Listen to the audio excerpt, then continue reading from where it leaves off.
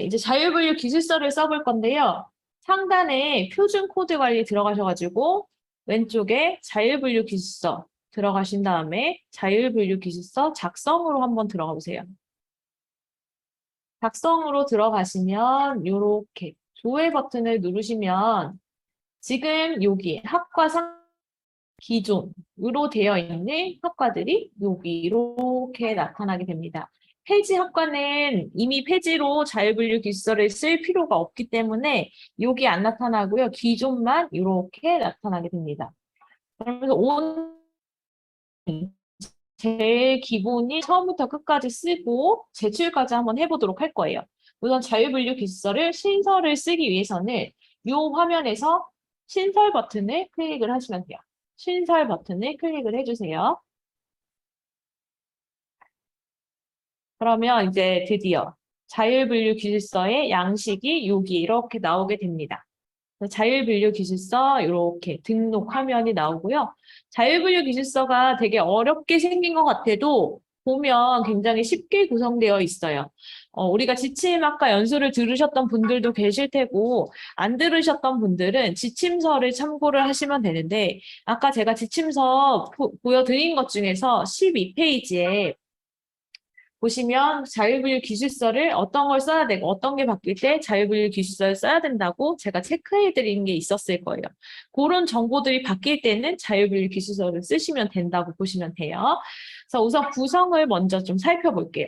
왼쪽에는 자율분류 기술서 탭들이 있어요. 이렇게 하나 개편 형태, 수여하기, 목표, 교육과정, 진로 취업 분야, 자율분류 결과. 요게 기본의 형태의 탭이고요. 이제 요 기본 아래에서 나중에 요 자율분류 결과를 어떤 걸 선택하느냐에 따라서 여기 밑에 자율분류 결과 여기 사후로 낼지 사전으로 낼지 이렇게 바뀌는 부분이 이렇게 생깁니다. 그 다음에 또 자율분류 결과에서 융합 여부에 체크를 하냐 안 하냐에 따라서 여기 밑에 융합 정보 탭이 추가로 더 붙게 돼요. 이렇게 없애면 안 붙고요. 이렇게 자율분류 기술서가 확대되고 이렇게 모양이 변한다는 거 알고 계시면 됩니다. 자율분류 기술서를 쓸 때는 여기에 있는 정보들 중에 선생님들이 만들어야 되는 정보는 거의 없어요. 이미 다 이 학과에 정해져 있는 정보라고 보시면 돼요. 개편 형태나 수여 학위는 이 학과의 겉모습을 나타내는 그런 속성들이라고 보시면 되고요. 우리가 일반 속성이라고 불려지는 그런 정보들이에요. 일반 속성 정보들을 여기에 등록을 하실 거고요. 그 다음에 교육 목표, 교육 과정, 진로 취업 분야는 이 학과의 교육 속성을 볼 수 있는 정보라고 보시면 돼요. 교육 목표는 이 학과에 들어왔을 이 학생들에게 어떤 것들을 가르칠 것인지 어떤 목표를 가지고 또 실행을 어떻게 할 것인지 교육 과정을 통해서 실제적으로 뭘 가르칠 것인지 이걸 배우고 나면 이 학생들이 어떤 학생들이 인력 배출될 것인지 그런 것들을 보여주는 이 세 개 탭이라고 보시면 돼요.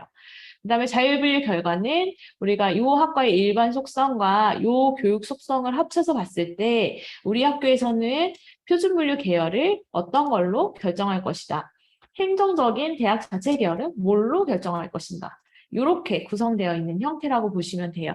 자율분류 기술서가 어떻게 구성되어 있는지 이해를 하시면 요거 내용을 쓰시는 건 굉장히 쉬워요. 그래서 이렇게 구성이 되어 있고요. 그 다음에 자율분류 기술서는 또 이렇게 개편 전과 개편 후로 이렇게 칸이 나눠져 있어요. 모든 화면을 보면 개편 전과 개편 후로 이렇게 나눠져 있고 개편 후는 학과가 신설될 것들 그런 정보들이고 개편 전은 지금 현재 있었던 학과들 그런 학과들 얘기하는 건데 신설 같은 경우는 학과가 아예 바닥에 없었던 게 하나가 만들어지는 거기 때문에 개편 후만 데이터가 있고 개편 전은 데이터가 없어요. 이따가 변경이나 분리나 뭐 폐지나 통합 같은 경우를 보시면 그때는 개편 전이 데이터가 있어요. 그거는 이따가 또 샘플로 보여드릴게요. 우리는 신설이 제일 많이 자율분류고 있어 쓸 게 있거든요. 그래서 신설로 오늘 테스트를 해보도록 하겠습니다. 먼저 개편 형태를 클릭해 보세요. 개편 형태를 클릭하시면 개편 전, 요 위에 거는 쓸 게 아무것도 없어요. 다 자동으로 들어가는 부분이에요. 요것도 자동으로 다 되는 부분이에요. 요것도 여기까지 신경 쓰실 필요가 없습니다. 우리는 개편 후만 입력하면 돼요. 개편 후에 우리가 제가 드렸던 PDF의 7페이지를 한번 보세요. 7페이지에 보시면 제가 정보를 이렇게 다 소스를 제공을 해서 넣어드렸어요. 그래서 요 소스를 한번 같이 보시면 됩니다. 여기 있는 걸 순서대로 차례대로 등록을 한다고 보시면 돼요. 7페이지에 보면 이렇게 8페이지 실습 부분에 보시면 정보가 다 들어있는데 요거를 순서대로 오늘 입력하면서 진행을 해볼 거예요. 그러면 다시 이제 여기 개편 후 정보만 입력한다고 했는데요. 그럼 9페이지를 한번 보세요. 이제 쪼개가지고 입력을 해볼 거예요. 개편 형태에 입력되어야 할 것들 제가 정보를 넣어놨죠.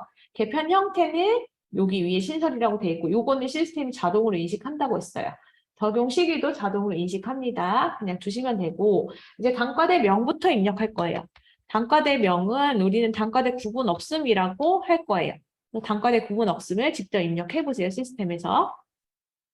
여기에서 이렇게 콤보 박스를 열어보시면 아까 전에 말씀드렸죠. 대학 같은 경우는 이렇게 콤보 박스가 많을 거고 전문대학, 대학원대학, 대학원 은 요거 단과대 구분 없음밖에 없을 거예요. 선택이 안 돼요. 대학만 이렇게 선택이 되고 대학에서 아까 전에 말씀을 드렸듯이 요게 풀 형태에서 검색이 안 되면 학교 정보 수정 요청해서 단과대학 신설 요청을 해서 반드시 승인을 받아 놓으시길 바랍니다. 오늘은 단과대 구분 없음 하고 공문 명칭은 여기서 바로 노란색에서 바로 입력이 안 돼요. 그러면 돋보기를 누르시면 돼요. 돋보기를 누르신 다음에 교육 편제 단위 명예에 지금 우리 미래 모빌 IT 학과를 하기로 했어요.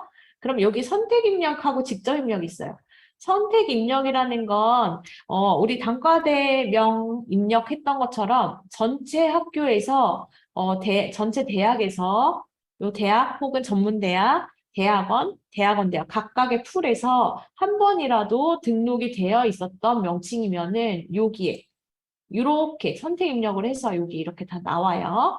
근데 한 번도 등록이 된 적이 없었던 학과라고 하면은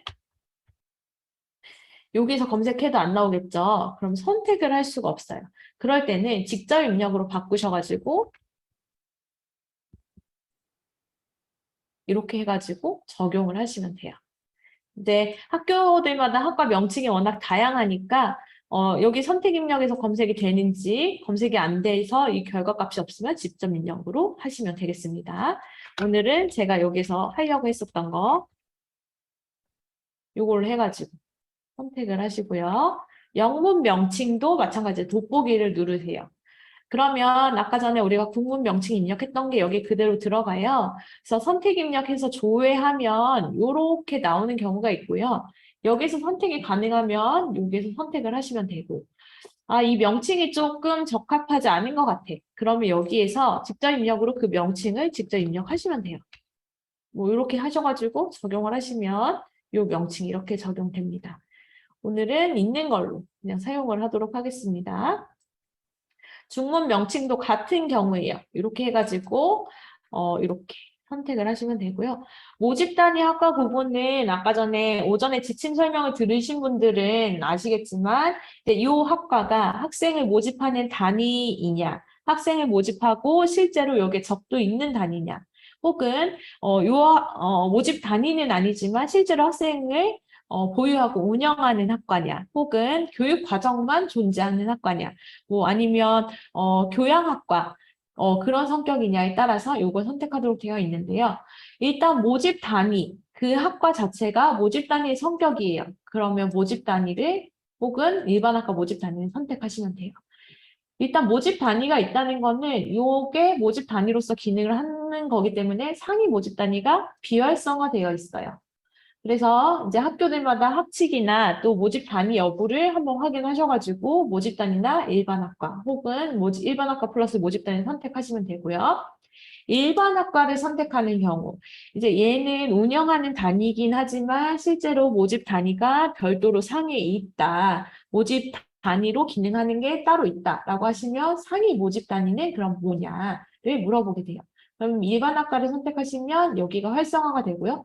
돋보기를 눌러보시면 돋보기를 누르시고 조회하시면 지금 현재 우리 학교에 여기에서 그러니까 살아있는 기존으로 있거나 신설로 등록이 이미 완료된 학과들 리스트가 여기 뜹니다. 그래서 여기에서 모집 단위가 뭔지를 이렇게 선택하셔가지고 하시면 돼요. 아까 전에 오전에 한번 말씀드렸는데 일반 학과를 먼저 등록하시기보다는 상위 모집 단위인 학과를 먼저 등록을 하시기를 바랍니다. 그래야 이 자유분류 기술을 쓰는데 지장이 없거든요. 그래서 이렇게 상위 모집 단위가 만약에 같이 신설을 해야 되는 경우면 상위 모집 단위를 우선으로 먼저 만들어 주시는 게 좋아요. 이 모집 단위 학과 부분 상위 모집 단위는 대학의 학부, 그다음에 전문 대학만 활성화가 되어 있고요. 대학원과 대학은 비활성화되어 있을 거예요. 그래서 요거는 오늘 일반학과 플러스 모집 단위로 하기로 했으니까 이렇게 체크를 하겠습니다. 그리고 개편 사유는 여기 중에서 선택하시면 돼요. 체크로 이렇게 선택하실 수 있고 중복 선택이 가능합니다. 기타를 선택하시면 기타 사유가 더 진한 노란색으로 바뀌면서 사유도 작성하실 수 있어요. 이렇게 작성하시고 그 다음에 이제 여기에서 밑에 보시면 첨부 파일이 있어요. 여기에 첨부 파일은 뭘 첨부하느냐. 요 학과가 생기게 된 근거를 보여줄 수 있는 거면 좋을 것 같아요. 그러니까 요 학과가 학칙에 의해서 그러면 있겠죠. 학과를 여기에서 저희 쪽에 등록을 하신다는 건 학교에서 다 정책적인 결정이 끝났다는 거예요. 요 학과를 만들기로 결정을 했다는 거예요. 그러면 학칙이라든가 학칙을 아직 바꾸지 못했으면 뭐 내부에서 의결한 정보라든가 뭐 내부 결제 문서라든가 뭐 이런 게 있겠죠. 그 정보를 여기 첨부 파일에 탑재를 해주시면 돼요. 파일 선택해가지고 그 파일을 선택하신 다음에 여기 탑재를 해주시면 됩니다. 여기에 뒤에 있겠지만 자유분류 기술서를 여기 올리시는 게 아니라 여기는 학칙이나 모집 요강 같은 걸 여기 탑재를 해주시면 돼요. 그리고 요 각각의 왼쪽에 각각의 탭마다 각각을 저장을 해주셔야 돼요. 요거를 지금 정보를 우리 다 입력했으니까 여기에 저장 버튼을 눌러주세요. 그러면 벌써 여기 중에서 요거 하나를 완료한 거예요. 이렇게 해가지고 완료했으면 여기 넘겨보시면 이제 9페이지, 10페이지, 그 다음에 10페이지까지 여기 정보를 일부를 입력을 하게 된 겁니다. 그 다음에 뒤로 넘기셔가지고 두 번째 수여하기 탭을 갈 거예요. 그러면 우리 PDF의 12페이지를 한번 보시면 되고요. 수여하기 탭을 들어가 보시면 됩니다. 수여하기 탭에 들어가시면 이제 여기서부터 앞에서 입력하고 저장하면 이렇게 정보들이 하나씩 채워지는 것들이 생겨요. 이제 여기서 보면 개편 후만 입력하면 된다고 했어요. 그래서 이제 이 국문 명칭에 해당하는 미래 모빌리티 학과는 이제 학위 과정이 어떻게 되고 수여 학위명이 어떻게 되는지 이런 것들 전부 기재하시면 돼요. 요거를 미리 학과에 다 받으시면 수업 입력하실 때 엄청 빠르시겠죠. 혹은 학과에서 입력을 하도록 하시면 요 정보들이 필요하니까 알고 계시라고 하시면 돼요. 보통은 학칙에 여기 있는 거 대부분 다 커버가 돼요. 학칙이 있으면 대부분 다 커버가 되는 거니까 여기에서 우리가 지금 입력하기로 한 거 그대로 한번 입력을 해보도록 합니다. 보통은 다 학칙에 있는 부분이니까 학교에서 요거는 각자의 학칙에 맞춰서 입력을 하시면 돼요. 학과 특성도 이미 다 정해져 있어요. 계약학과는 계약을 맺은 협약서가 있을 거고 산업체 위탁이나 뭐 이런 것도 다 있을 거예요. 근데 요 중에서 특별과정 같은 경우는 요거는 거의 해당 사항이 없는 거라고 보시면 돼요. 전문대학 간호학과 같은 경우에 옛날에 전문대학 간호학과가 아니라 전문학사로 졸업한 간호과 졸업생들 중에서 RN-BNS 과정, RN-BSN인가 그 과정을 통해 가지고 그 편입으로 간호학사를 주는 경우가 있었어요. 그 경우만 특별 과정이고 나머지는 특별 과정이 없어요. 그러니까 대부분은 일반 과정, 뭐 산업체 위탁, 계약학과, 뭐 산학협력, 그다음에 학석사 통합, 뭐 이런 식으로 되겠죠. 대학원이랑 전문대학은 좀 다를 거예요. 선택을 해주시고 수업 연한은 요 학과의 학칙에 규정되어 있는 수업 연한 몇 년까지로 한다. 뭐 이렇게 다 학칙에 나와 있어요. 그래서 이것도 선택해 주시고 주야간도 다 정해져 있죠. 선택하시고 그 다음에 첨단학과 유형 같은 경우도 다 이미 정해져 있어요. 학칙에서 이거는 학칙이라기보다 교육부에서 2021년, 2022년도에 첨단학과로 학생 입학 정원을 증원하기로 승인받은 학과들이 있어요. 그래서 이것도 학교들마다 개별 리스트가 있을 거거든요. 그래서 증원을 승인받은 학교만 기재를 합니다. 그래서 여기 자율도 있지만 자율은 사실 지금 우리 지침서에도 자율은 없어요. 왜냐면 자율이라는 것 자체가 학교 안에서 증원을 승인했다는 건데 정원 승인은 교육부에서 받을 수 있는 거기 때문에 요거는 증원을 승인받은 걸로는 자율은 좀 모순적이에요. 없어요. 그래서 자율은 승인. 그 학과의 인원이 교육부에서 증원하기로 한 그 인원으로만 구성되어 있는 형태면은 승인일 거고, 학교에서 자체적으로 정원 조정, 원래 학교가 갖고 있었던 입학 정원을 조정해서 어떤 한 과를 만들었는데, 그거에 추가로 더 교육부에서 증원 승인 받은 인원을 얻는다면 승인 플러스 자율이 되겠어요. 그래서 이렇게 둘 중에 하나만 선택을 하시면 되고, 그러면 요 첨단학과로 언제 승인을 받았냐, 교육부에서. 그러면 2021년도부터 요게 시행이 됐거든요. 그래서 2021년 아니면 2022년 둘 중에 하나만 입력하시면 될 것 같아요. 입력하시고 본입과 구분도 뭔가 입력을 빈칸이라고 해서 입력해야 되겠다는 생각은 버리세요. 이것도 해당 사항이 거의 없어요. 치의학과, 한의학과, 수의학과, 의학과만 해당 사항이 있는데 이제 이런 과들은 더 이상 만들어지는 경우가 거의 없기 때문에 그냥 요거는 빈칸으로 두신다고 생각하시면 돼요. 그다음에 대학원 정원별 입학 구분은 대학원만 해당 사항이 있어요. 요거는 반대로 학부만 해당 사항이 있어요. 전문대학, 대학원, 대학 해당 사항이 없습니다. 대학원 정원별 입학 구분은 대학만 있는데요. 요것도 이미 학칙에 다 있어요. 뭐 학연상 과정, 그다음에 뭐 협동 과정 이런 것들 다 있는데 그거 있는 경우만 선택하시면 돼요. 여기까지 입력하셨으면 마찬가지로 저장을 누르시면 됩니다. 저장을 누르시면 자동으로 또 여기까지 저장이 됩니다. 그 다음에 왼쪽에 교육 목표를 갈 거예요. 교육 목표를 가면 이제 앞에서 입력했던 정보들이 또 여기 일부 들어와 있어요. 그다음에 교육 목표는 텍스트로 되어 있고 요것도 선생님들이 뭐 이렇게 창작하시는 게 아니에요. 이미 다 학과를 만들 때 그 학과의 정체성을 드러내기 위해서 교육 목표도 다 설정이 돼 있어요. 학교 요람 같은 거 보시면 아마 요런 거 다 있을 거예요, 정보. 그래서 요것도 학교에 있는 정보 그대로 긁어가지고 복사하시면 돼요. 요거 같은 경우는 학교의 권학 이념을 쓰는 게 아니라 요 학과가 만들어지게 된 목적 이런 것들을 다 이제 기록을 아마 있을 거예요, 학교에. 그래서 요거를 그대로 입력을 하시면 되는데 이제 아까 전처럼 모집 단위로만 기능하는 것들 혹은 학부제인 경우 그랬을 때에는 이런 게 없을 수도 있어요.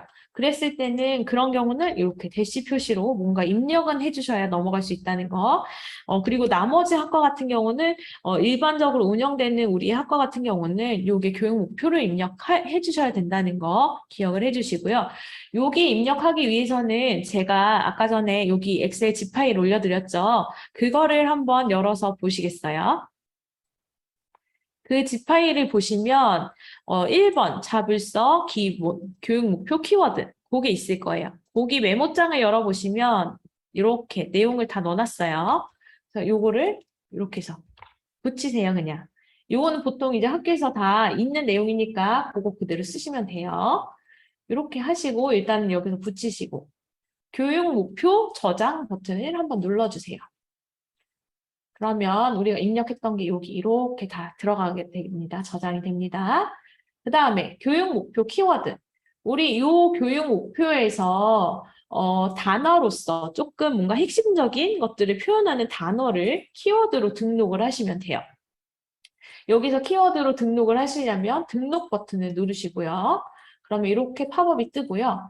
여기에서 추가 버튼을 이렇게 누릅니다. 여기에는 요즘에 우리 해시태그 알고 계시죠? 인스타그램이나 뭐 페이스북이나 뭐 요즘에 블로그 같은 데서도 이렇게 검색을 할 때 어떤 단어로 검색을 하잖아요, 사람들이. 그래서 여기에서도 우리 교육 목표 중에 핵심 단어가 될 만한 것들을 이렇게 단어 단위로 등록을 하시면 됩니다. 여기에 이렇게 막 문장을 이렇게 쓰시는 분들이 있는데 이제 이름이 검색이 안 되는 거죠. 이렇게 단어 단위로 핵심이 될 만한 것들을 이렇게 한 줄 한 줄씩 한 단어 한 단어씩마다 추가를 해서 이렇게 입력을 하셔야 돼요. 제가 드린 그 메모장에 보면 제가 대충 거기에 써놨어요. 이런 것들을 이렇게 다 등록을 하시고 저장을 하시면 됩니다. 저장을 하면 이렇게 엑셀 이걸 X를 누르고 나가면 이렇게 하나하나 단어를 추가했더니 쉼표로 끊어서 나왔어요. 이런 형태로 옆으로 펼쳐져서 나오게 됩니다. 혹여나 또 이렇게 해서 이렇게 여기 안에 굳이 이렇게 하시는 분들이 있는데 이러면 겉으로 하면 모양은 똑같이 나와요.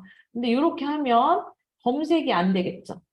똑같은 모양으로 나오지만 이렇게 하면 검색이 안 되니까 이렇게 등록을 하시면 안 돼요. 지우실 때는 삭제 한번 그 해당하는 것 선택하시고 삭제하면 이렇게 글이 옆으로 눕습니다.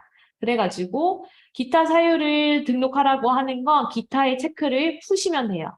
기타의 체크가 되어 있어가지고 기타 사유가 입력이 안 돼서 그런 것 같아요. 기타를 한번 푸시고 저장을 누르시면 뒤로 넘어갈 수 있어요. 옆으로 누워있는 글씨가 되면 이게 삭제가 기능이 먹혔다는 거예요. 그래서 저장을 누르시면 이게 이렇게 지워져서 등록이 될 거예요. 그래서 이렇게 하시고 X 버튼을 누르시면 됩니다. 그럼 여기 이렇게 들어가 있어요. 여기에 교육 목표 저장은 이렇게 해가지고 여기에서 이렇게 된 겁니다. 그래서 저장 이렇게 눌러주시면 돼요. 지금 여기서 주석을 다시면 제가 아닌 사람 주석을 달면 여기 이렇게 나오거든요. 지금 여기에서 주석 기능은 비활성화 해주시기를 바랍니다. 이렇게 해가지고 여기까지도 끝났어요. 그럼 벌써 이렇게 이 탭 중에 벌써 한 반은 하신 것 같아요. 교육 과정을 넘어가 볼게요. 교육 과정도 어렵지 않아요. 이것도 결국은 학과에서 자료를 다 받으셔야 되는 거고 학과에 자료가 없으면 우리 학교에서 요람이나 교육과정 표 다 만드시잖아요. 그 자료 보시면 돼요. 등록 버튼을 누르시면 여기도 마찬가지로 이렇게 구성되어 있는 팝업이 하나가 뜨고요. 추가를 누르면 하나씩 전공 교육과정을 등록하셔야 되고요.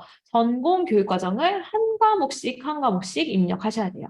여기에 한 과목씩 등록을 안 하시고 아까 전처럼 쉼표로 하시면 이따가 어떤 현상이 일어나는지 한번 보여드릴게요. 우선 이것도 과목을 하나씩 다 입력하시면 되는데 이제 보통은 뭐 2년제, 전문대학 같은 경우에 2년제 수업 연한을 가진 것도 과목 수가 적지 않아요. 뭐 한 학기에 4과목씩만 해도 적어도 뭐 20과목 이상이 들어올 거고, 4년제 대학의 4년제 학과 같은 경우는 뭐 50과목 정도도 여기 교육과정으로, 전공 교육과정을 들어와요. 일일이 하나씩 다 입력을 하시기가 너무 힘드시다면, 요거는, 이렇게. 여기서 샘플로 제가 하나 보여드려 볼게요. 이렇게 하시고 이렇게 입력을 하시고 저장을 하실 수 있는 방법도 있고요. 그 다음에 NCS 여부. 아까 전에 오전에 말씀드렸지만 요거는 모든 걸 체크하는 게 아니라 요 교육과정을 우리가 요렇게 운영하겠다. 근데 요거를 NCS 모듈로 개발하겠다고 하는 과목들이 있어요. NCS 모듈 같은 경우는 보통은 전문 대학에 많이 있고요. 그 다음에 4년제 대학도 일부 적용이 돼요. 이게 뭐냐면 직무 능력에 따라서 요런 직무 능력을 키우기 위해서는 어떤 것들을 뭐 이렇게 핵심으로 해가지고 교육과정 구성한다. 뭐 요런 모듈들 같은 게 있거든요. 뭐 교환 같은 것도 있고 그걸로 인해서 수업을 구성하는 걸 NCS 교육과정을 체크를 한다고 보시면 돼요. 그러니까 이걸 잘 모르겠다 하시면 없는 걸 거예요. 그리고 대학은 학문 중심이기 때문에 요 직업과 크게 관계가 없기 때문에 대학은 NCS가 없다라고 보시면 돼요. NCS 여부 체크를 하시면 이렇게 NCS 어떤 것들에 의한 모듈로 개발된 건지 그 대분류를 체크하실 수 있도록 되어 있어요. 이렇게 하시면 되고 요 교육 과정은 2022년도에 우리가 학과가 새로 생겼어요. 그러면 실제로 2022년도에 설강되는 교육 과정을 입력하시는 게 아니라 2022학년도에 입학하는 학생들이 이 학과의 수업 연원 동안 배울 교육과정 표를 입력하신다고 보시면 돼요. 그러니까 설강 여부랑도 관계없어요.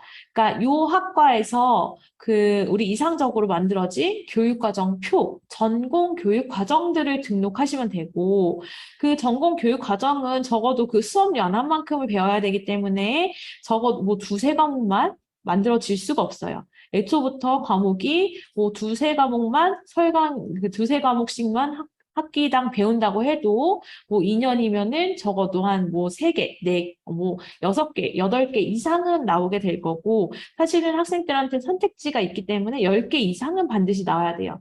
그러니까 교육 과정이 만들어지지 않았다고 하는 거는 사실 학과로서의 기능이 맞는가라는 의구심도 드는 거예요, 저희는. 그래서 모든 학과가 만들어졌을 때 기본적으로 있는 거기 때문에 요 부분들을 충실히 좀 채워주시기를 바랍니다. 그래서 이렇게 지금 제가 한번 등록을 여기 해봤고요. 그 다음에 제가 엑셀 파일, 아까 전에 또 드렸던 그 집 파일 안에 2번 자불서 기본 교육과정이라는 거 파일을 한번 열어보시겠어요?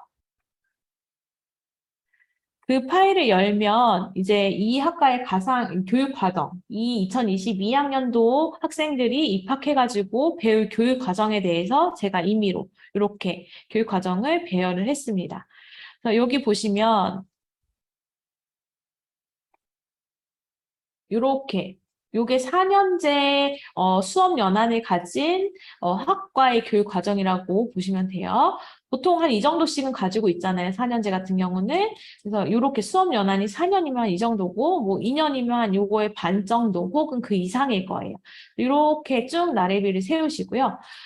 요거의 옆에 보면 NCSW는 여기 옆에 NCSW 코드, NCSW병 여기에 해당하는 그 교육 과정들은, 교과목들은 여기에서 이렇게 대분류명을 찾아가지고 복사하신 다음에 이렇게 붙여 넣으시면 돼요.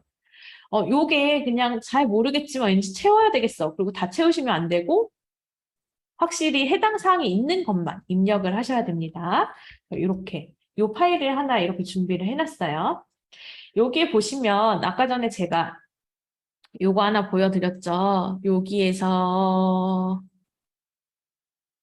이렇게 보면 제가 여기에서 아까 일부를 등록을 해놨어요. 근데 요 일부 등록한 게 여기에는 없어요.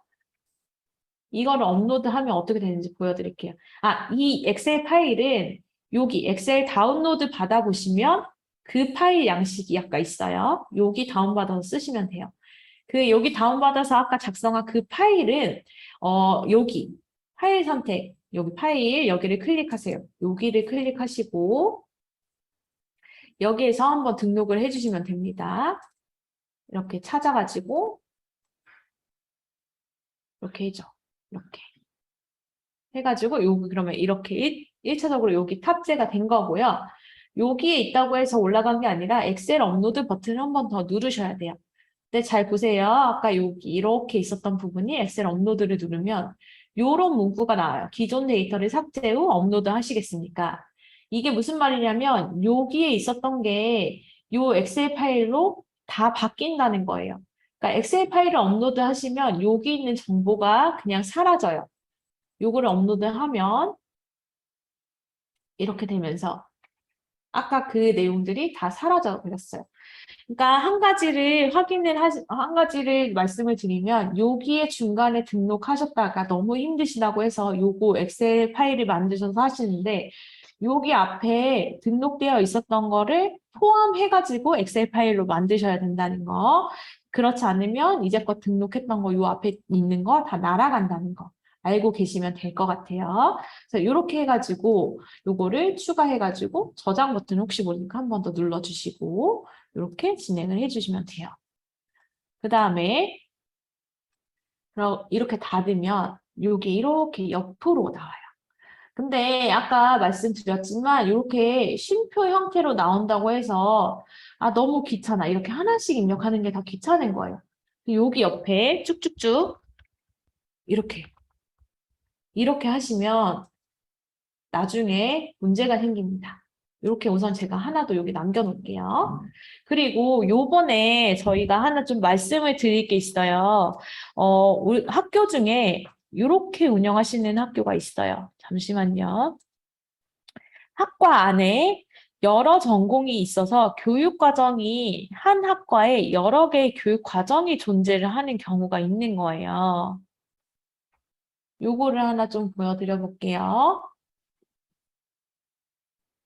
요거를 이번에 교육과정 등록하실 때 이제 대부분 1학기 때 우리가 1차 때 다 등록을 하셨을 건데 요번에 요거를 좀 업데이트를 해주셔야 돼요. 어떤 내용이냐면 이렇게 하나 예시를 보여드릴게요. 해양경찰 시스템 학과가 있어요. 학교에서 해양경찰 시스템 학과를 운영하는데 그 안에 해양경찰 전공, 그다음에 해양생산 시스템 전공 두 개의 전공이 있는 거예요. 두 개의 전공이 있다는 건 교육과정이 두 개가 따로 있다는 거예요. 이렇게 되어 있는 형태인데 학교들마다 우리 교육편제단이 조사 때 등록을 하는 방법이 각각 달라요. 어떤 학교는 해양경찰 시스템학과, 해양경찰 전공, 해양생산 시스템 전공을 모두 등록했어요. 모집 단위가 예임에도 불구하고 뭐 재적 학생을 요걸로 쪼개가지고 일반 학과로서 얘를 등록하는 경우들이 있어요. 그런 학교들 같은 경우는 우리가 예전에 계속 안내드렸던 것처럼 하위 교육 편제 단위가 이미 다 입력이 되어 있을 거예요. 그랬을 때는 요거는 굳이 요 교육 편제 단위의 요 과정은 요것만의 고유한 교육 과정은 없는 거예요. 그러니까 요거는 교육 과정은 그냥 이렇게 대시 표시로만 등록을 하셔도 돼요. 근데 두 번째 경우도 학교에서 꽤 많아요. 해양경찰 시스템 학과가 모집 다니면서 운영하는 일반 과정인 거예요. 그리고 해양경찰 전공, 해양생산 시스템 전공은 그냥 특별히 학교에서 통계상으로 이렇게 전공까지 나타내서 관리하고 싶지 않아. 그냥 해양경찰 시스템 학과로만 해도 무방할 것 같아. 그래서 요것만 등록하는 학교들이 있어요. 이랬을 경우에는 이제 요 하위에 실제적으로는 교육 과정이 각각 존재를 하잖아요. 요런 경우는 저희가 기존까지는 그냥 이렇게 교육과정 앞에 따로 표시 없이 일단은 여기가 품고 있는 교육과정을 그냥 교과목을 쭉 등록을 해달라고 했어요. 그러다 보니까 사실은 이렇게 같은 결로 보통은 한 학과에 같은 결의 전공이 두 개가 이제 부여가 되는 형태가 일반적인데 요즘에 하도 복합이 많이 생성이 되다 보니까 이 학과 안에 서로 다른 형태의 전공 교육 과정들이 존재를 하는 거예요. 그래서 이 부분을 이제 심의할 때도 그렇고 저희가 기술서의 계열을 확인할 때도 그렇고 굉장히 많은 혼선이 있었어요. 그래서 요거에 대해서 좀 이렇게 하위 교육 편제 단위를 등록하지 않은 경우에는 요 교육 과정이 각각 존재를 하기 때문에 교육 과정 등록할 때 여기 밑에 있는 표와 같이 이렇게 교육 과정 앞에 대괄호 표시를 해서 이렇게 어떤 전공에 해당하는 교육 과정인지를 표시를 좀 부탁을 드립니다. 대학원 같은 경우가 좀 이런 경우가 많을 것 같아요. 대학원 같은 경우 이렇게 기존에 요 꺽쇠 표시 없는 이렇게 등록이 되어 있었다면 그 안에 단일 전공이 아닌 경우에는 좀 이렇게 표시를 해주셨으면 좋겠어요. 이게 지금 교육과정 같은 경우가 외부의 수요가 굉장히 좀 있어요. 그리고 이제 계속 우리가 요즘에 고등교육 이슈 같은 거 보면 이 교육과정에 대한 이슈가 굉장히 좀 나오고 있어요. 그러니까 어떤 학생들이 어떻게 인력이 배출되는가, 기업 같은 데서는 이 학생이 이 과를 졸업했는데 어떤 교육 과정을 듣고 졸업을 했는가 이런 것들에 대한 관심이 굉장히 많거든요. 그래서 이 부분에 대해서 좀 기재를 좀 해주시면은 저희가 하반기 때 교육 과정을 지금 시스템에서는 구축이 되어 있지 않지만 엑셀 파일로 저희가 오픈을 할 예정이에요. 이 부분이 좀 정리가 되어야 조금 더 정확한 정보가 좀 노출될 수 있을 것 같아요.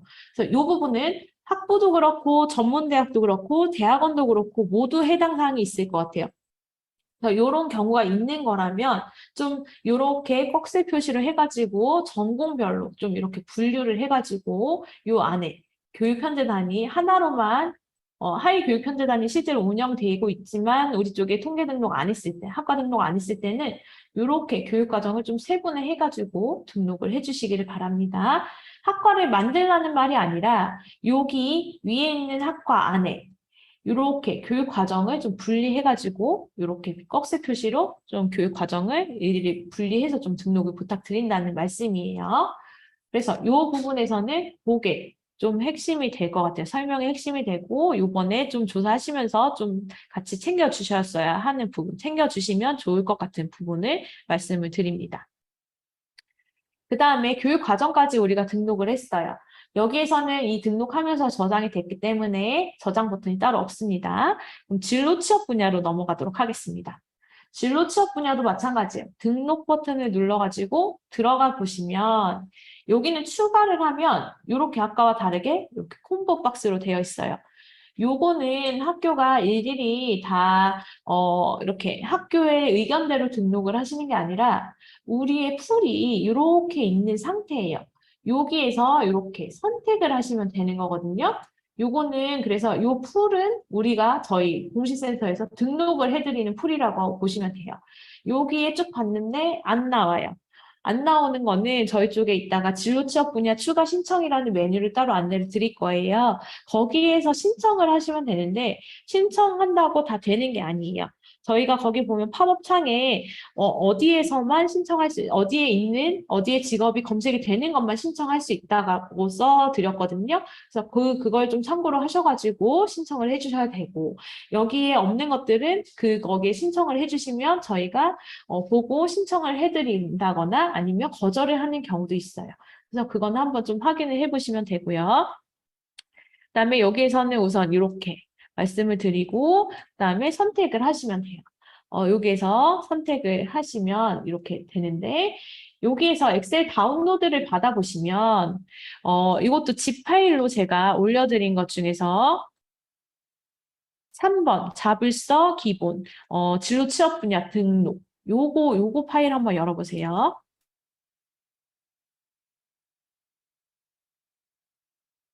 여기 이렇게 파일 열어보시면 제가 이것도 지금 다 이렇게 등록을 우선 해놨어요. 다 넣어놨고 요거는 어디에서 오느냐. 여기 뒤에 진로 취업 분야 코드 있어요. 여기가 기본적으로 이렇게 있거든요. 그 엑셀 다운로드를 누르시면 요거는 다 지금 없는 상태예요. 이렇게 없지만 이렇게 실제로 여기서 이제 찾아가지고 붙이시면 돼요. 여기 필터에서 이렇게 검색하시면 이렇게 다 나오겠죠. 이런 데서 뭐 이렇게 키워드로 검색하셔가지고 직업을 찾으시면 되고 여기는 이렇게 우선은 붙여 넣은 거 이렇게 그대로 이렇게 있습니다. 그래서 요거를 다시 저기에 한번 등록을 해볼게요. 요 엑셀 파일을 여기 파일 여기를 클릭하세요. 여기를 클릭하신 다음에 아까 그 파일을 선택하셔가지고 이렇게 하시고 엑셀 업로드를 마찬가지로 누르시면 돼요. 여기도 동일합니다. 여기에 있는 것들이 중간에 여기 입력하다가 중간에 요 뒤에 추가되는 부분에 엑셀 파일을 작성해서 올리면 여기 앞에 부분이 날아가요. 그러니까 엑셀 파일에서는 반드시 여기 있는 내용이 엑셀 파일에 다 있어야 된다는 거. 이렇게 하시면 이렇게 되고요. 그다음에 저장을 한번 눌러봐 주시고 이렇게 나가요. 여기에 지금 운영이라 가지고 안 보이는데 여기 상단에 보면 또 전체 저장이라는 게 있어요. 요거는 앞에 우리가 한 페이지씩 다 저장하면서 진행을 했잖아요. 근데 이 전체 저장을 눌러보시면 요 우리가 전체적으로 입력한 거 혹시라도 저장을 안 하고 넘어간 게 있으면 저장이 됩니다. 그래서 이렇게 전체 저장하면 다시 여기서 시스템에서 나왔어요. 이렇게 다 들어갔고요. 그러면 이제 되게 많이 왔어요. 기본적으로 저희한테 정보 제공을 해주셔야 될 것들은 대부분 다 제공이 된 상태예요. 그 다음에 이제 자율분류 결과에 갑니다. 자율분류 결과를 결정하시는 건 이제 이렇게 보시면 돼요. 이야기로 한번 이걸 엮어서 생각을 해보세요. 우리 학과에 대해서 이제 소개를 하는 거예요. 우리 학과, 이 학과는 이렇게 수여하기가 이 명칭이 어떻게 되고, 뭐 이렇게 기본적인 이 정보는 이렇게 됩니다. 그다음에 이 학과에서 학생을 배출하기 위해서 어떤 목표를 가지고 어떤 교육 과정을 밟아서 어떤 쪽으로 학생을 배출하고자 합니다. 이렇게 하고 그리고 이렇게 구성된 요 학과는 표준물류 계열이라고 해서 이게 제일 중점은 이 교육 과정이거든요. 요런 걸 통해 가지고 이렇게 학생이 배출이 되는데 우리 학과는 요 학과 같은 경우는 저희가 자율분류 기술서 요거에 대해서 표준물류 계열은 어디에 속할 것 같아요? 이제 이런 내용들을 여기에 써주시면 돼요. 우리 자율분류 기술서를 요 계열을 결정하시기 위해서는 저희가 책자 작년 12월에 배포해드렸던 책자 중에서 이렇게 생긴 책자가 있어요.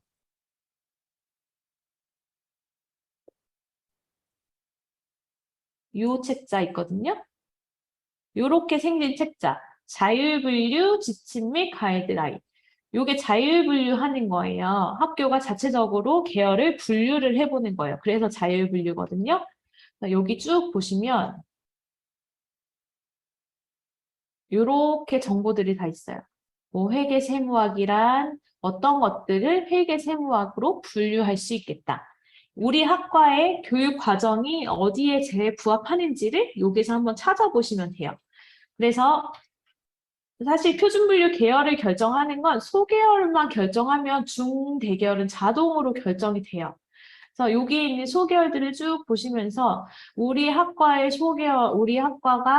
어디 소계열에 가장 적정하겠나 교육 과정이나 교육 과정이 제일 큰 역할을 차지하거든요. 쭉 보시면서 해당하는 소계열을 찾아보시면 돼요. 지금 여기서는 자동차 소개어를 아까 선택을 했거든요. 근데 기본적으로 여기 학교에서 정책 결정은 소개어를 정하면 중대계열이 자동으로 결정되는 구조인데 우리 시스템에서는 좀 편의성을 위해서 입력할 때는 이미 다 결정된 상황을 입력하는 거기 때문에 대계열부터 차례대로 좁혀가지고 이렇게 등록을 하는 형태로 됩니다. 학교에서 정책적으로 계열 결정할 때는 소계열부터 결정하시면 중대계열은 자동으로 정해진다고 보시면 돼요. 이렇게 결정을 하신 걸 여기 기록을 해주시고요. 여기는 우리 표준분류 체계에 의해서 대중소 계열을 결정하시고 주로 교육 과정이 제일 큰 계열을 결정하는 데 제일 큰 의미를 차지한다고 보시면 돼요. 대학 자체 계열은 요즘에 이제 교육부에서 이게 원래는 대학 설립 운영 규정에 따른 그 기준에 의한 계열을 얘기하는 거예요. 근데 이런 것들이 지금 교원 확보율이라든가 사대 지표들 있잖아요. 뭐 각종 확보율, 그 다음에 재학생 충원율, 이런 데에 쓰이는 그 계열 정보라고 보시면 돼요. 이제 그러면 등록금 현황 같은 경우에서 계열별 등록금도 요 대학 자체 계열을 사용하신다고 보면 되고 공시에 계열별 장표가 나오는 것들, 재학생 충원율, 교원 확보율, 교직교사 확보율 이런 것들은 다 대학 자체 계열, 대계열을 따른다고 보시면 돼요. 학교에 따라서 공학계열, 대계열과 표준분류 계열과 대학 자체 계열이 일치하는 경우도 있지만 학교마다 정책적으로 대학 자체 계열은 이제 교육과정 중에 이제 어느 한쪽에 특성화된 것들을 삼는다고 했을 때 대학 자체 계열은 학교가 좀 자율적으로 선택할 수 있도록 교육부도 어느 정도 열어준 듯 합니다. 그래서 학교에서 등록금 책정을 위해서 쓰는 계열, 뭐 이런 것들 정책적으로 판단하시는 계열은 요 대학 자체 계열을 선택하시면 돼요. 근데 점점 옛날에 표준분류 계열과 대학 자체 계열이 대부분 일치했는데 요즘은 점점 벌어지는 게 많아요. 상이한 계열이 많고 대학 자체 계열 같은 경우는 저희가 따로 컨트롤하지 않아요. 그래서 이거는 학교에서 선택한 계열로 선택을 하시면 되겠습니다. 그래서 이렇게 대학 자체 계열을 선택을 하시면 중계열이 공학 계열 같은 경우는 중계열을 따로 분류할 게 없는데요. 자연과학 계열 같은 경우는 중계열이 굉장히 많아요. 그래서 요거 안에서 선택을 하시면 되고요. 예체능도 마찬가지로 이렇게 있습니다. 오늘은 공학으로 이렇게 선택을 하고 사범계 구분 같은 경우는 교원 양성기간 인증 평가 대상만 사범계 구분으로 보시면 될 것 같아요. 그래서 이 학과에 교직 과정이 있다고 해도 그게 사범 계열이 아니에요. 사범 계열은 일부 학과만 해당 사항이 있고 사범 계열도 이제 거의 생기진 않는 것 같아요.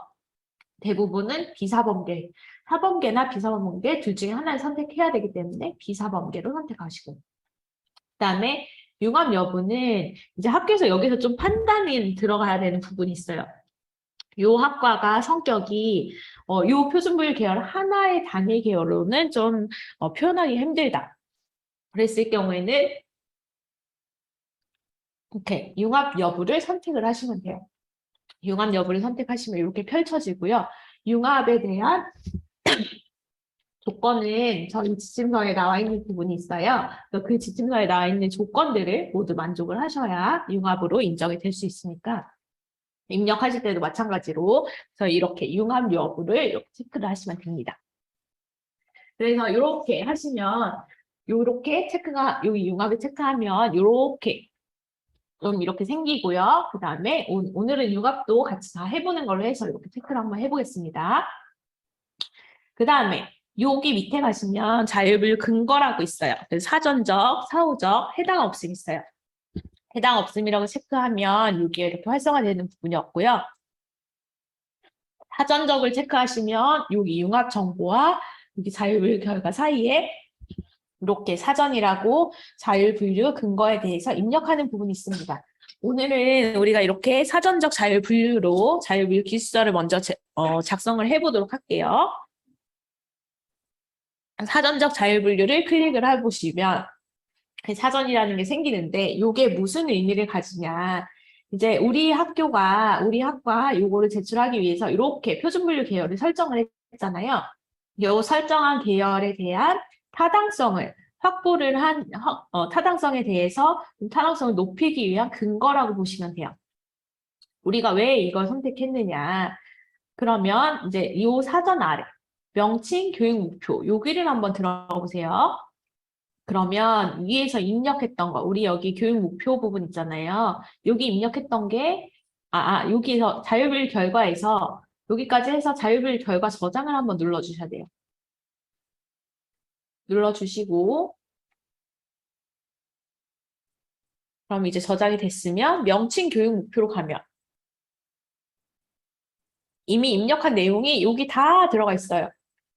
여기 다 들어가 있고, 우리 학과의 국문 명칭은 미래 모빌리티 학과야. 그리고 우리는 소계열로 자동차 공학을 선택했어. 그리고 우리 학과의 교육 목표는 이렇게 있어요. 근데 우리가 선택한 소계열의 기술 규정, 소계열의 정의는 이렇게 돼 있어. 아까 전에 그 주황색 책자 있잖아요. 거기에 소계열의 여기 이렇게 정의가 여기 그대로 나와요.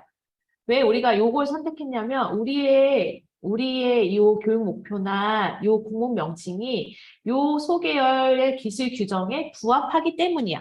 이렇게 해야 이야기가 이제 맞아떨어지는 거예요. 타당성의 확보가. 그러면 관련 소계열 범주 포괄성을 클릭을 해봐요. 그럼 세 개가 있어요. 여기에서 선택을 하지 말아야 되는 게 있을 것 같아요. 뭘까요? 포괄 안음. 포괄 안음을 선택했다는 건 그러면 이제껏 썼던 게 다 무효가 된다는 거죠. 우리는 미래 모빌리티 학과인데 소계열을 얘 선택했고 교육목표가 얘야. 소계열 기준이 얘인데 우리는 여기에 부합하지 않아. 이렇게 되는 거예요. 그러면 이게 타당성이 떨어지는 거죠. 그러니까 보통은 이렇게까지 하셨으면 포괄이나 부분 포괄 둘 중에 하나를 선택하시면 돼요. 이 문구에 대해서 이렇게 완전히 포괄하면 포괄. 여기에 완전히 포괄하지 않지만 일부는 좀 되는 것 같다. 부분 포괄을 선택하시고 마찬가지로 저장 버튼을 누릅니다. 학교에서 요거 하시고 저장 버튼을 안 눌러가지고 제출하실 때 뭔가 안 됐대요. 이런 게 되게 많이 문의가 와요. 요거를 선택을 안 하시는 경우가 많거든요. 사전을 선택하시면 요걸 반드시 하셔야 되고 저장 버튼을 누르셔야 된다는 거. 그 다음에 교육 과정을 갈게요. 아까 전에 제가 여기 교육 과정에서 이 부분, 이렇게 등록했을 때 이 부분이 어디선가 문제가 생긴다라고 말씀드렸죠. 여기에서 같이 보여드릴게요. 쭉 보세요. 이렇게 됩니다. 이렇게 되는 게 우리 학교에서만 이렇게 되는 게 아니라 또 이따가 보여드릴게요. 여기 이렇게 아까 여기 위에 교육과정 입력했던 게 여기 쫙 나오고 여기에서 의미하는 바는 그러면 우리는 요 미래 모빌리티 학과의 교육 과정은 이렇게 되는데 여기 소개어를 선택했는데 다른 학교에 이미 자동차 공학으로 분류되어 있는 학과들하고 교육 과정이 얼마나 유사한지 비교해 볼 거야. 그런 의미로 보시면 돼요. 그래서 여기 보면 비교 대상 대학 선택이 있어요. 여기를 돋보기를 옆에 클릭해 보세요. 그러면 우리가 선택한 소계열에 해당하는 학과들이 여기에 어떤 키워드를 입력해야 돼요. 저는 좀 자동차로 해보겠어요. 이렇게 해서 보시면 이렇게 다 나옵니다. 교육과정 이렇게 N으로 돼 있는 데는 교육과정 등록이 안 돼 있다는 건데 이제 요거는 저희가 연습용 서버라서 그런데 실제 할 때는 대부분이 다 교육과정이 있을 거예요.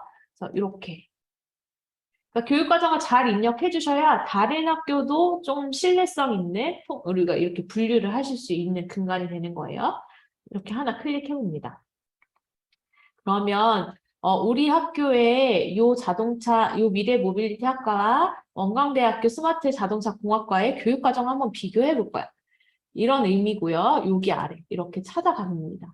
그러면 프로그래밍은 다 있을 것 같아요. 없네요. 그다음에 여기 고체 역학은? 역학은 있을 것 같아요. 역학. 하면 이렇게 역학 관련한 과목들이 있고 비교하실 게 있으면 여기서 비교하시면 되고 그 다음에 수학도 있을 것 같아요. 기본이니까 이렇게. 그 다음에 또 있을 만한 것들이 아까 로봇이 있을까요? 로봇. 로봇이 없어요. 그 다음에 한번 해보세요. 직접 해보실 수 있는 분들은 이렇게 한번 해보시면은 그래 좀 도움이 되실 것 같아요. 이렇게 실제로 이렇게 비교를 해보셔서 또 뭐가 있을까요? 교통이 있을까요? 교통이 없네요. 그러면 또 다른 학교랑 한번 해볼게요.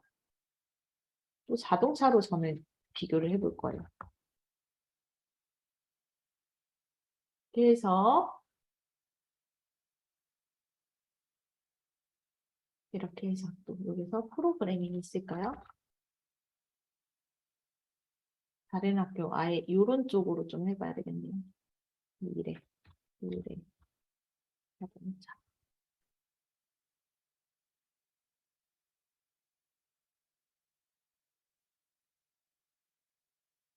이렇게 했을 때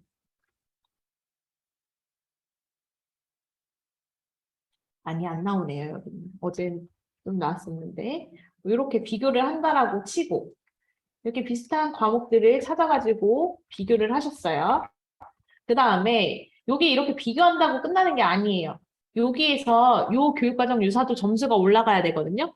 요 점수를 올리기 위해서는 이렇게 비교한 줄이 있으면 우리 여기 학교의 교육과정 옆에 유사 여부에 동그라미 표시를 이렇게 해주시면 돼요. 그럼 이렇게 올라가거든요. 그래서 요거는 교육과정 유사도가 100점이 만점이 아니에요. 여기 산식에 따라가지고 이렇게 해가지고 만점이 생기는 거고 우리 학교의 모든 교육과정이랑 다 비교해서 유사 여부를 다 체크하실 필요가 없어요. 그렇게 할 수도 없고 그렇게 되지 않는 경우도 많아요. 왜냐하면 다른 학교에선 안 배우는데 우리 학교에서 좀 특성화해서 배우는 교육과정도 있을 수 있고 또 어떤 경우에는 우리 학교에서 최초로 이런 교육 과정을 만들었을 수도 있어요. 그러면 아예 비교 대상이 없을 수도 있어요. 그러니까 교육 과정 유사도는 높을수록 좋기도 하지만 어떤 경우에는 때로는 높지 않을 수도 있어요. 그래서 절대적인 기준으로는 뭐 높은 게 좋다, 높지 않는 게 좋다라고 좀 말씀드리기는 어렵지만 대체적으로는 뭐 완전 특성화된 교육 과정이 아니고 새로운 교육 과정이 아니라면 대체적으로 점수가 좀 있으면 좋겠죠. 다른 학교랑 비교하면 어쨌든 타당성이 올라가니까요. 이렇게 해서 비교를 좀 해주시면은, 우리가 이 계열을 선택한 거에 대한 타당성이 조금 올라가게 되는 거예요. 이렇게 하시고 저장을 누르시면 돼요. 그래서 여기도 전체 저장을 한번 해보세요. 이렇게. 그러면 여기 시스템에서 지금 어제 해보니까 잘 안 되긴 했는데 이렇게 하면 이렇게 비교를 한 게 여기 이제 뜰 거예요. 이거는 우리 입력 시스템에서 다 되는 기능이거든요. 이미 써보신 분들도 계실 거예요. 이렇게 해서 넘어가면 진로 취업 분야로 넘어가 봐요. 그러면 이제 우리 학과가 선택한 진로 취업 분야가 여기 있어요. 이렇게 자유분류 여기 아까 진로 취업 분야를 선택한 거. 여기 이렇게 있고, 이제 여기에서 이제 요거는 우리 대학, 표준분류 심의위원회, 우리 교수님들로 구성된 심의위원회 분들께서 직업을, 요 소분류는 요런 직업군으로 많이 갈 것 같아. 그래서 먼저 요 풀을 만들어서 구성해 놓은 게 있어요. 근데 사실 요 진로 취업 분야가 저희가 2020년, 2021년에 1000개 넘게 요거를 업데이트 해가지고 사실은 여기보다 여기가 훨씬 많을 거예요. 저희가 여기를 업데이트 해야 되는데 미처 다 하지는 못했어요. 그래서 요 포괄 정도는 사실 지금 점수로 계산되는 게 여기보다는 여기가 많기 때문에 점수가 적게 나오는 거거든요. 그러니까 크게 신경 쓰시지 마시고 여기 있는 것만 우리 학교가 잘 입력했으면 되는 거예요. 만약에 여기 있는 것 중에 요런 진로 취업 분야는 우리가 해당 사항이 있을 것 같아. 그럼 여기 추가 버튼 누르셔가지고 여기 지금 없는 게 자동차, 부품, 기술, 영어권 이런 게 없었죠. 이렇게 추가할 수도 있어요. 그리고 저장 버튼 누르시면 여기 점수가 또 올라갔어요. 이렇게 하시면 됩니다. 그러면 사전에 대한, 그러니까 우리 학과의 타당성을 좀 높이는 근거를 마련을 했다라고 보시면 돼요. 그 다음에 우리가 아까 자유분류 결과에 융합 여부의 융합을 체크했잖아요. 융합도 한번 입력을 해볼게요. 융합 입력하는 부분을 쭉 가셔가지고 여기 책자에 보시면 융합은 27페이지 PDF에 나와 있어요. 그래서 요 학과는 요 학교에서 정책적으로 요거는 융합학과인 것 같아. 융합 속성을 가진 것 같아. 라고 결정을 했다라고 보시면 돼요. 그래서 여기 융합 현황을 가면 이렇게 추가 버튼이 있어요. 그래서 요 조건은 우리 지침서에 있는 부분, 요 관련 지침을 28페이지부터 설명되어 있는 것도 한번 보시고 보기에 만족하는 경우만 등록을 하실 수 있거든요. 요 주계열은 여기 있는 표준분류 계열과 무조건 일치해야 돼요.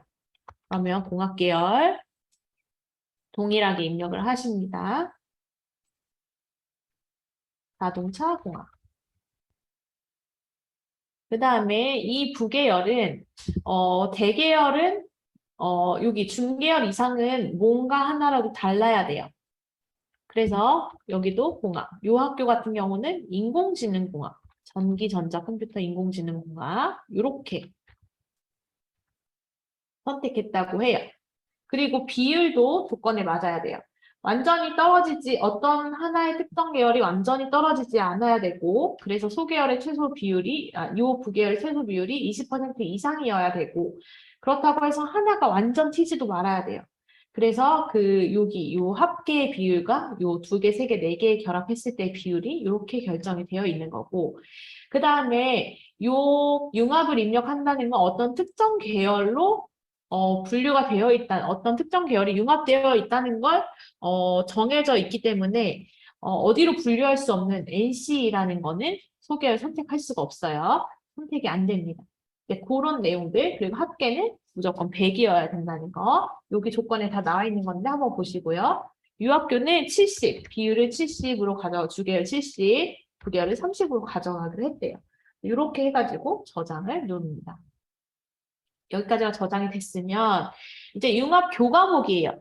융합 교과목은 뭐냐면 요 융합 현황에 우리가 이렇게 주계열은 뭘로 하고 부계열은 뭘로 하기로 했어. 비율은 어떻게 할 거야. 요거에 대한 근거를 요 융합 교과목에서 마련하는 건데 요 융합 교과목은 위에 입력했던 교육 과정이 요렇게 그대로 요렇게 등록이 되게 돼요. 그럼 여기에서 보면 지금 요런 것들은 사실 교과목이 아까 전에도 또 말씀드렸지만 요거 한 가지 교과목이 써진 게 아니잖아요. 잘못 들어간 거였잖아요. 요런 경우가 있으면 안 되는 거예요. 그래서 요런 경우를 이렇게 입력하지 않도록 좀 주의를 해주시고 위에 올라가서 저는 요 1112 요거를 지울게요. 지우고 저장을 한 다음에 다시 전체 저장을 한번 한 다음에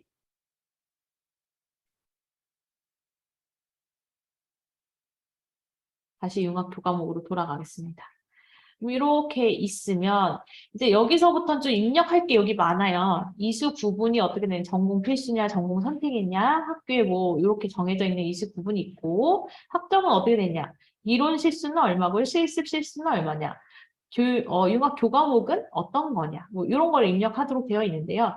융합 교과목이라 함은 요 두 개의 융합 현황이 어떤 뭐 병렬적으로 이어져 있는 거 말고 두 개가 섞여서 어떤 제3의 조금 새로운 교과목 형태로 만들어진 것들. 수업을 뭐 이렇게 두 개를 섞어가지고 뭔가 하나의 어떤 교육 과정을 가지고 보여줄 수 있는 것들. 그런 것들만 융합 교과목으로 체크하시면 돼요. 명확하게 딱 봐서 자동차 공학이고 요 과목은 인공지능 공학이야. 이렇게 구분되는 거는 융합 교과목이 아니에요. 그러니까 모든 과목이 융합 교과목이 될 수 없을 거고 어떤 과목 중에서 적어도 융합으로 인정이 되려면 교과목 수가 3개 이상이거나 전체 교과목 수 대비해가지고 융합 교과목 수 비율이 20% 이상이 나와야 융합으로 인정이 됩니다. 그래서 요것도 하나씩 하나씩 입력을 하시기에 너무 힘들어요. 그러면 요 엑셀 양식 다운로드를 받으시면 요게 빈칸의 형태로 채워지는데 요것도 제가 파일 그 집 파일에 하나 넣어놨어요. 그래서 여기 집 파일 안에서 보시면 여기 융합 교과목 있어요. 요거 한번 열어보세요. 요거 하나 열어보시면 여기 학교에서 지금 여기는 다 입력을 지금 채운 건데요. 여기가 이렇게는 빈칸으로 들어가 있어요. 이렇게는 빈칸으로 있고 교과목 명만 여기 이렇게 세팅이 돼 있을 겁니다. 이 교과목 명을 지우시면 안 돼요. 요거 그대로 있는 상태에서 여기 이수 구분이 우리 학교에서 이수 구분이 어떻게 되어 있는지 이렇게 다 선택 이렇게 전공 선택인지 전공 필수인지 이거 다 이렇게 등록을 하시고요. 그 다음에 학점은 몇 학점씩인지, 그 다음에 실수는 이론인지, 뭐 실습인지, 뭐 반반씩인지, 뭐 이렇게 다 실수 정해져 있죠. 이렇게 하시는데, 여기서 유의사항은, 이론만 해. 그래서 3시간의 이론을 입력해, 30수 입력했는데 실습은 없어요.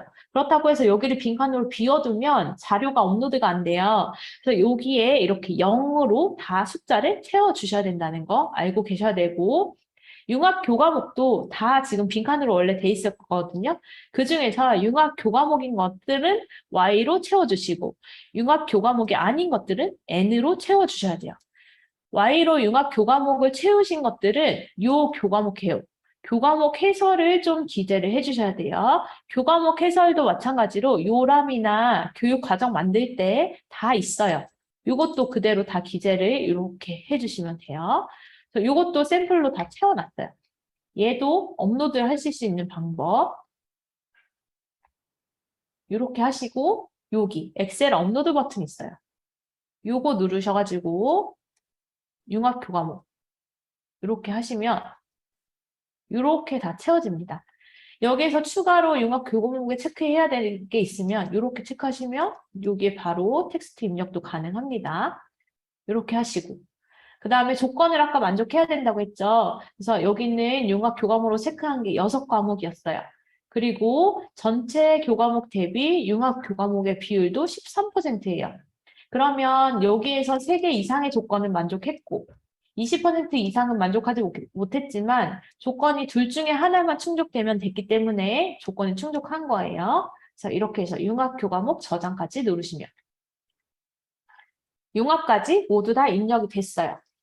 그러면 요거를 이제 제출을 하셔야 되는데 제출 버튼 누르면 제출이 안 돼요. 자율분류 기술서 확인 후 첨부 제출 바란다고 되어 있어요. 자율분류 기술서 확인서는 어디에서 뽑을 수 있냐면 상단에 인쇄 버튼 한번 눌러보세요. 그러면 왜 이게 자율분류 기술서잖아요. 문서예요. 이렇게 엑셀 파일을 이렇게 인쇄 버튼 누르면 이렇게 문서 형태의 우리가 이제껏 기재했던 게 여기 이렇게 나오고요. 제일 마지막 페이지에 가시면 이렇게 소속 학과, 그다음에 그 학과장님, 그다음에 이렇게 성명 이렇게 받도록 돼 있어요. 결국은 요 학과에서 대부분 다 결정해서 넘어와야 된다는 의미예요. 그러니까 이렇게 해가지고 학과가 만들어졌을 때는 이렇게 계열까지 결정해서 요 학과장님의 서명을 받아가지고 요거 인쇄한 다음에 서명 받은 걸 인쇄하신 다음에 스캔 뜨신 다음에 여기 자율분류 결과 탭에 가시면 여기 아래에 자율분류 기술서 확인서라는 거 있어요. 여기에 서명 받으신 거를 탑재를 하시면 됩니다. 요거는 언제 하냐면 이따가 좀 말씀을 드리겠지만 계열이 이렇게 새로 생성이 되는 경우 그 다음에 뭐 변경 같은 경우에는 개편 전과 개편 후의 계열이 다른 경우 요런 경우에만 첨부하시면 되고요. 개편 후가 없는 페이지는 첨부하실 필요 없어요. 계열이 위에 있는 개편 전과 개편 후 계열이 같으면 첨부하실 필요 없어요. 계열이 다르거나 새로 만들어진 경우만 첨부하시면 되고 여기까지 하시고 제출 버튼을 한번 눌러보세요. 자율분류 결과 저장을 한번 눌러주세요. 아까 우리 여기 선택을 바꿨으니까 확인서도 첨부했으니까 저장 버튼 다시 누르시고 제출 버튼 한번 눌러보세요.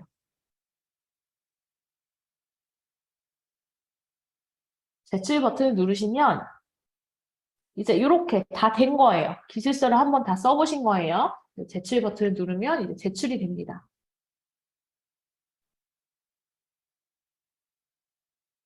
이렇게 제출이 되고 창이 닫혀요.